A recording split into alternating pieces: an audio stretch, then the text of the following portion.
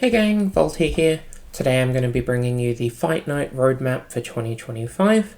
The Volty Fight Night series has been going pretty steadily towards the end of last year, and I'm really hoping that I can make it bigger and better over the course of the year and bring more value to the players. So I've got some basic ideas of where we want to go from here. Some of the changes and some of the ideas that I'm going to talk about today may not be implemented, or they may adjust over the course of the year as things change. However, in terms of thinking about last year and what the Fight Night series is looking like, this is going to be my starting point. So to start things off, I want to reward consistent players over the course of the year. So I'm introducing the Volty Fight Night Invitational.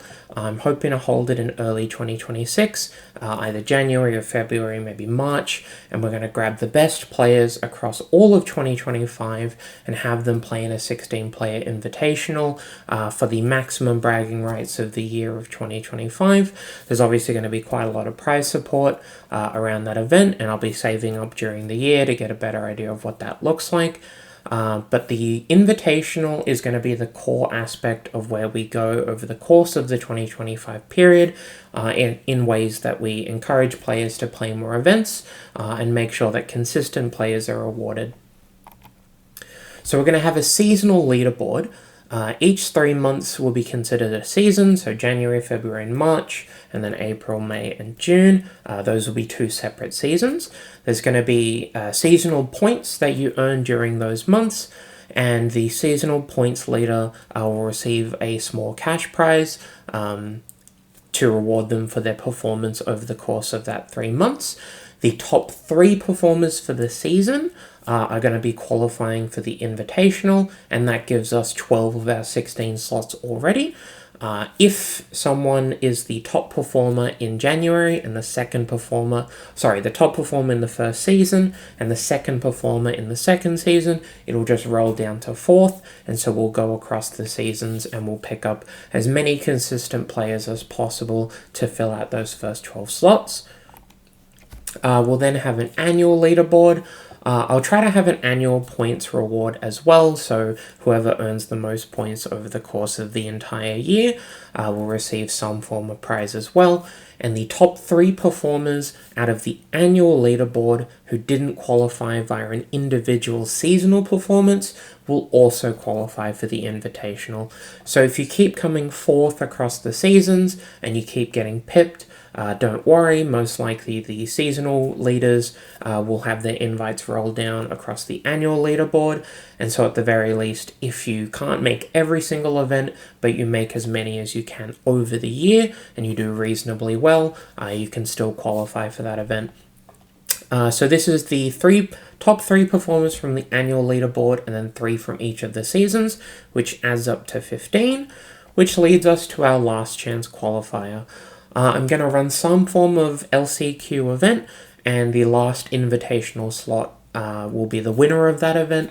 I'll hold it as soon as possible at the end of the year, or in early January rather, and I'll make sure that every player who is playing the event is fighting for the chance to qualify for the Invitational, and anyone who is already qualified will not be able to play that event, much like the old PPTQ system.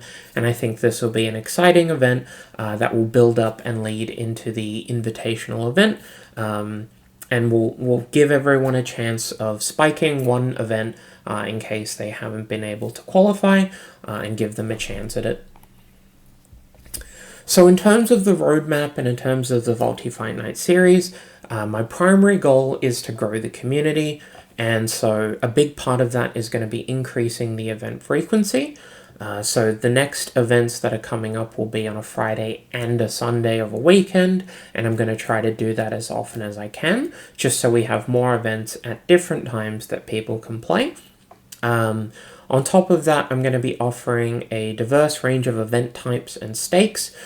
This is a big deal because obviously if we have very consistent low stakes events, we will capture the same audience over and over again, but there are players out there who do want to be playing these bigger events for $25 or $30 of entry, where the prizes are going much more to the top end.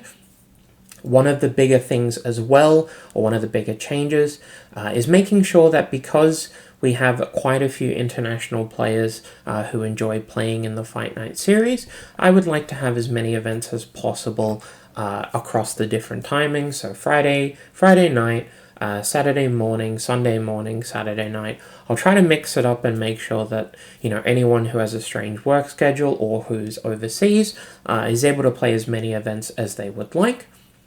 The ideal goal or the ideal plan at the moment is about 5 to 6 events per month. Now, this isn't always going to be feasible. Sometimes it's going to be less. However, I'll try to make it up with some events where things are a bit quieter on the paper magic side, and maybe we'll try to bump that to 7 or 8. Now, this is going to be managed around the large paper events. I don't want to be causing a divide and making people wonder whether or not they should be playing a paper event and supporting their LGS versus playing the Volty Fight Night series. That's not the purpose.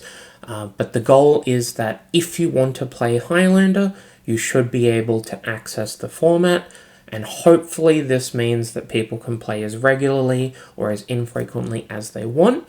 And obviously this is also going to be managed around my own schedule, so keep an eye on the store page. It's very easy to see every single upcoming event that's planned, and you can make sure that you can sign up early and not miss it. But that's it from me. The Volty Fight Night series is really exciting stuff, and I've been enjoying running it.